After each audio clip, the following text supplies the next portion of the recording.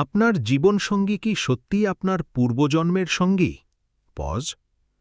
আমরা যাকে ভালোবেসে জীবনসঙ্গী হিসেবে বেছে নিই, তার সাথে আমাদের মিলন কি কেবলই এক কাকতালীয় ঘটনা?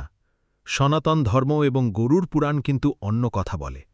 আমাদের প্রতিটি সম্পর্ক আসলে জন্ম জন্মান্তরের কর্মফল ও দেনা পাওনার এক জটিল হিসাব।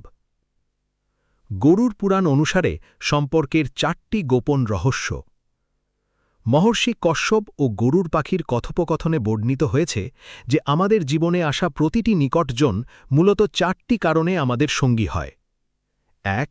ঋণানুসারী। পূর্বজন্মে যদি আপনি কারো অর্থ বা উপকার নিয়ে শোধ না করেন, তবে সেই ব্যক্তি এই জন্মে আপনার অত্যন্ত আপনজন হয়ে আসে, আপনার থেকে সেই পাওনা উসুল করে নিতে।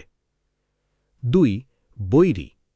পূর্বজন্মের কোনো শত্রু এই জন্মে জীবনসঙ্গী বা সন্তান হয়ে আসতে পারে, যারা সারা জীবন আপনাকে মানসিক কষ্ট বা অশান্তির মধ্যে রেখে প্রতিশোধ নেয়।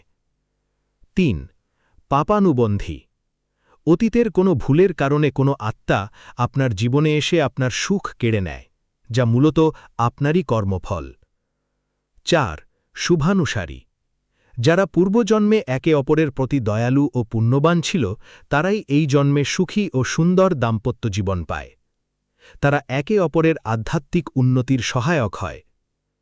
ভক্তি ও সনাতন ধর্মের শিক্ষা। এই সংসার মায়া ও মোহের খেলা, কিন্তু মনে রাখবেন, শরীর অস্থায়ী হলেও আত্মা অবিনশ্বর। আমাদের জীবনসঙ্গী পাওনাদার হোক বা সুখের সাথী, সনাতন ধর্ম আমাদের শেখায় ধৈর্য ও সমর্পণ। জীবনসঙ্গীকে ভগবানের দেওয়া একটি পরীক্ষা বা উপহার হিসেবে গ্রহণ করে তার প্রতি নিজের দায়িত্ব পালন করাই হল প্রকৃত ধর্ম।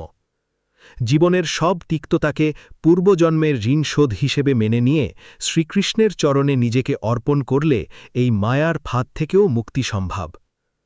কর্মণ্যে ব্যাধিকারস্তে মা ফলেষু কদাচনা, অর্থাৎ ফলের আশা ত্যাগ করে নিজের দায়িত্ব পালন করে যান। পরমাত্মা অবশ্যই আপনার সহায় হবেন।